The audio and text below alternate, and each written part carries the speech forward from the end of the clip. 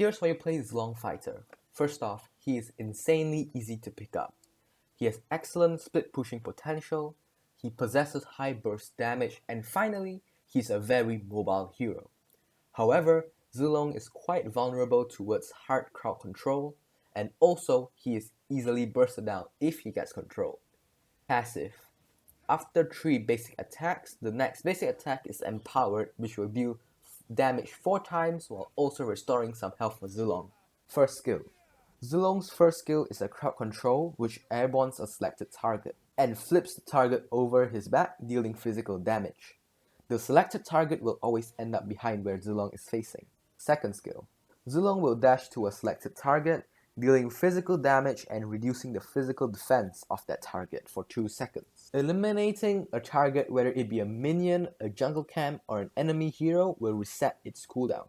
Ultimate. Zilong buffs himself and gains a significant amount of movement speed and attack speed, while also being immune to all slow effects for 7.5 seconds. All slow effects when this skill is casted will also be removed. Also, when this skill is active, his passive will only require 2 basic attacks to proc, instead of 3. Zilong's builds are relatively simple. If you are going for a crit build, you can build Rapid Boots, Windtalker, Great Dragon Spear, Berserker's Fury, Demon Hunter Sword, and Blade of Despair. If you are going for an attack speed build, you can build Corrosion Scythe, Swift Boots, Demon Hunter Sword, Coolness Staff, Blade of Despair, and Malefic Roar. Crit build is arguably better, but use whichever one is fun. And if you are a pro, I recommend you build items to counter enemy picks instead of using a pre-built setup. As for battle spells, I highly recommend Inspire to boost your attack speed and lifesteal.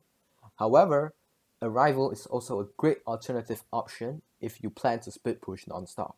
Skill level up priority. Max Zilong's second skill first, then his skill 1, and take his out when we reach level 4, 8, and 12.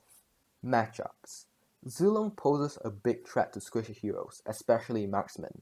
Target them whenever you can, as your burst will most likely suffice. However, Zilong can be easily countered by heroes like Jawhead, Freya, and Sun. Heroes that are tanky and have CC are dangerous for Zilong to engage onto. Laning Guide. In the early game, Zilong should stay in his lane and always be aware of any oncoming ganks from the enemy. Remember, Zilong is extremely weak in the early game. Depending on the matchup, you might be able to turn some scenarios to make Zilong good, but for the most part, he is quite weak.